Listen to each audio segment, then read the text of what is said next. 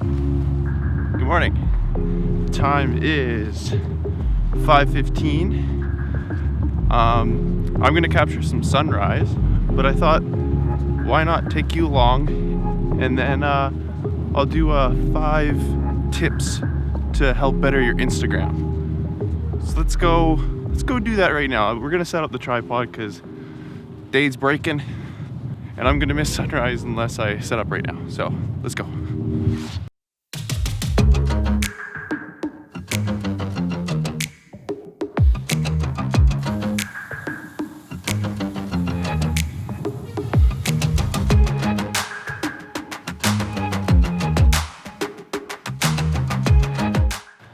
So tip 1 is to use a planner app. So I use Plan, but basically the reason that you want to use a planner app is to make all of your work kind of consistent across the board. It kind of allows people to know kind of who you are and what you're all about. When somebody comes to your Instagram, the last 9 photos that you've posted are kind of their first impression of you. So make it count. You want all of your work to be consistent so that people know what to expect from you, whether that's color, or maybe you only do landscapes, maybe you only do food photography, maybe your blues are just like a silvery gray, whatever your style is. It just kind of allows that person to know what your style is, who you're all about, and it's more of a reason to actually follow you. And then they're like, oh, and then they tap on your profile and then they see all of your work and then they get hyped and then they start following you. Like that's kind of what you want to happen. Woohoo!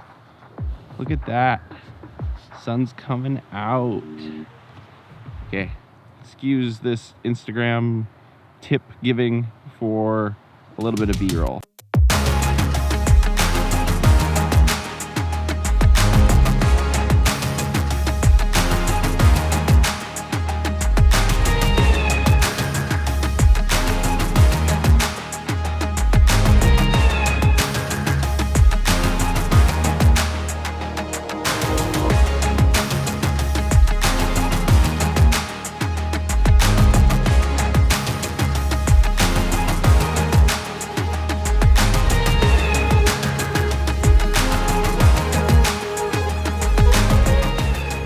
Always makes waking up early worth it. All right, let's go back to the setup, figure out what the next tip is. All right, so the next tip is utilize Instagram stories. Now, I kind of use stories as a way to like tell events and stories of like adventures that I go on that maybe won't actually fit in my grid. So, you know, going back to the very first one with you got to keep your whole grid consistent. If you have stuff that just doesn't fit your style or doesn't fit your grid, I mean, utilize the stories. It's a good way to share what you got, and you know, just kind of keeps it more relevant, more in the now, rather than stockpiling a bunch of stuff like I know we're all guilty of. Sometimes I make like a 10 post story dump, and I mean, I could go on an entire another video about doing like those story dumps. And what I like to do is I'll follow an event from start to finish. So whether that's like my mom making pizza or, you know, going to a Socality event, I'll start taking photos at the beginning of the day, middle, and, you know, some fun stuff throughout. And I'll try to make like a consistent story from start to finish, and I'll try to limit myself to only having 10 pictures that I can tell an entire story with.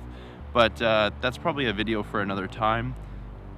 Yeah, I'm gonna do another video in the future about that. Actually, let me know if you want me to do a video about that, because I find those pretty fun. So the next tip kind of goes hand in hand with the story tip. What you want to do is, if you have a story dump that you really enjoy, make a story highlight, and make sure that those bubbles within those story highlights are actually themed. What that means is make sure that each cover of each highlight bubble is kind of consistent with the last one. So what I like to do is I like to have like a pastel-y color with like a white icon, and it's just very simplistic. And I find that it lets people know what the story is about without being too messy, and you can see it from afar because those story bubbles are really tiny. I would say make sure that your story highlights are consistent. Oh, sun's getting really bright now. I mean, duh, it's the sun, but I'm gonna move over into the shade. Okay, so my next tip is to use a thing called Linktree. So you know how when you have a link in your bio and you want to switch it out, but maybe you don't want to get rid of your website, or maybe you had a YouTube video up. So what Linktree does is it just gives you one link that you can then put in your bio, and it'll direct your followers to all the rest of your links. So basically, gone are the days of having to constantly change the link in your bio, and then you have a new YouTube video out and then you change it, and then a client comes and he's like, but I want to see his website, and so just get a Linktree or another app. You don't have to use Linktree. I mean, I'm not sponsored.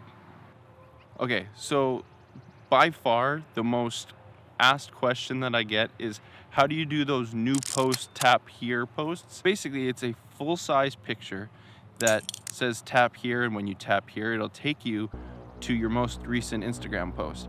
And this is actually pretty simple. Go to your most recent post, hit the little airplane at the bottom, share it to your story, and then exit out of Instagram, and then take your photo, hit copy, and then go back into Instagram, and it'll show up at the bottom left. And if it doesn't show up at the bottom left, then go into your type tool and then tap like you're gonna paste.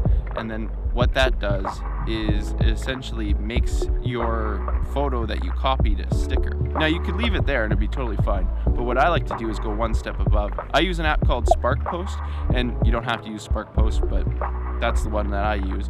And I kind of make a new post template, and then what I do is every new post I just replace the photo in the back. Well, that's pretty much all the tips I have for this video. I mean, there's lots of other stuff that I could say, but those are definitely some of the most important ones in my opinion for getting started. So I think in the future I'll probably do more, like I might make this a series, but for now those are my 5 tips. If you found any of those tips helpful, please like, comment, share, subscribe, do all that fun stuff, the things that YouTubers tell you to do. I mean, thanks for coming along the ride. I mean, it's nice to have somebody to talk to. I can't wait to crush a coffee when I get home. Anyways, I'll talk to you all later. Bye.